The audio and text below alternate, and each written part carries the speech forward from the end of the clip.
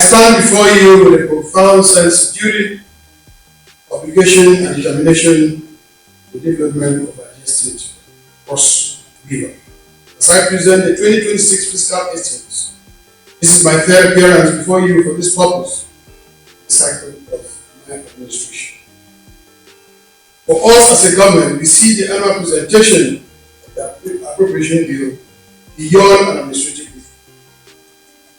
Whether it is a public presentation of an audacious development blueprint, collectively drawn for the improved well-being.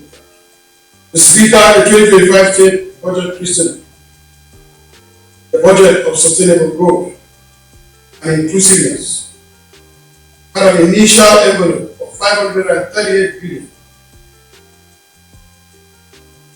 Only midway into the 2025 fiscal year, urgent reasons to review the existing budget.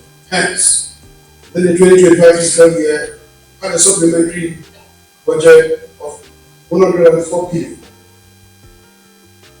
only bringing the total of 2025 budget up to 642 billion. The review was necessitated in part by the additional revenue accrued to the state from the Federation account, increase in internally generated revenue. In an act of transparency in resource utilization and a practice of ethical governance, administration cannot spend an extra cover that comes into the state coffers by the legal instrument of appropriation. Another factor that informed the 2025 supplementary budget was the exigence of road infrastructure. It before the appropriation bill passed and signed was not as deplorable as it became. Hence, the need for urgent intervention. There was also a compelling need to reduce the number of communities that were underserved electricity supply. In addition to the above, there was an urgent need to honor many of our counterpart partners, both nationally and internationally. Above this, we have introduced a new health initiative called the Maternal Neonatal Mortality Reduction Initiative. The program is aimed at reducing the preventable death of pregnant mothers and children. This project also required the area of power infrastructure. Many rural communities have benefited from our solar-powered electricity supply. Black urban centers have been adequately lit with solar street lights. Besides, rehabilitation of power supply lines in Akapa, Ibani, Akpabi, Akasi, and Goja through the provision of transformers are all geared towards increased economic activities and enhance security and statistics. In the health sector, we have renovated, upgraded, and equipped health centers across the three senatorial districts of the state. The new general hospital in Ikom is nearing completion. It is also worthy of note that all the existing schools of nursing across the state have been equipped with the accreditation standards. Critical government assets such as the Modern State Library, the Cultural Facility Complex, Governor's Office Complex, Government Deputy Governor's Lodges, that of the Speaker, the Deputy Speaker of the Constituent State House of Assembly, Local Government Service Commission Complex, have all been given facing. Mr. Speaker, in a bid to strengthen and widen our tourism offerings and revolutionize agricultural export products, I wish to state that there will be passengers and cargo airport has reached an advanced stage in the construction process. In the same vein, the negotiations of the pre-construction works of the Bakassi Beach Seaport are in progress as a deliberate step towards the restoration of the state as a major maritime logistic hub in the West African Sub-region. In doing all this, we are not just providing infrastructure facilities, we are presently building the future. In general administration, we have implemented the approved national minimum wage across the local and state government workforce. Presently, this administration is up to date with the promotion of qualified and deserving staff. While the first tranche of funds were made available and gratuity paid to retired public civil servants, are almost in the final stage. Payment second batch of gratuity. We have also carried out the fiber optic connectivity across MPs in the state for aids of service delivery. Mr. Speaker, the performance of the 2025 state budget, a comprehensive digitalization of land administration is ongoing, with subsequent resumed issuance of certificate. The 2026 fiscal year progresses. We shall roll out more empowerment programs in the state social safety. I will directly enhance the standard of living of people. Detailed as contained in the chart of account.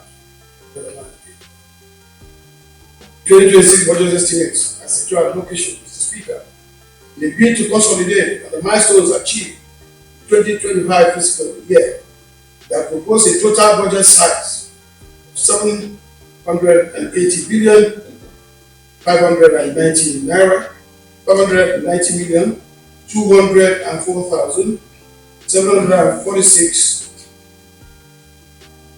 and 63 only as budget for 2026. This amount represents a 17% increase by the 2025 budget. Out of this total budget, we have proposed a sum of 519 billion 621 million 356,647 naira 84 kobo only as capital expenditure, while the allocation for the current expenditure stands at 260 billion 968 million 854,098 naira 79 kobo only. Capital expenditure therefore represents about 67% of total budget, while 33% is for the current expenditure. Sectoral allocation. Having reviewed the sectoral allocation of the 2025 budget and juxtaposed same with the budget performance, that will reshuffle our priorities. Hence, the funds outlay for the different sectors in 2026 budget estimate are as follows. Economic sector will have 421 billion naira. Social sector will have 163 billion naira. General administration sector will have 164 billion naira. Law and justice sector will have 28 billion naira.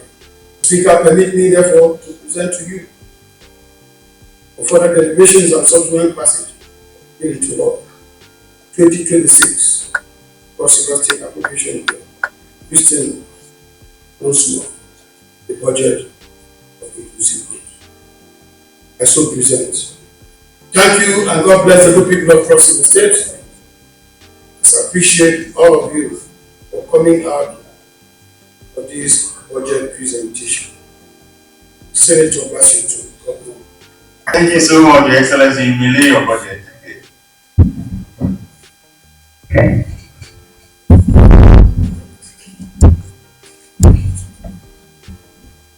Let me show to you.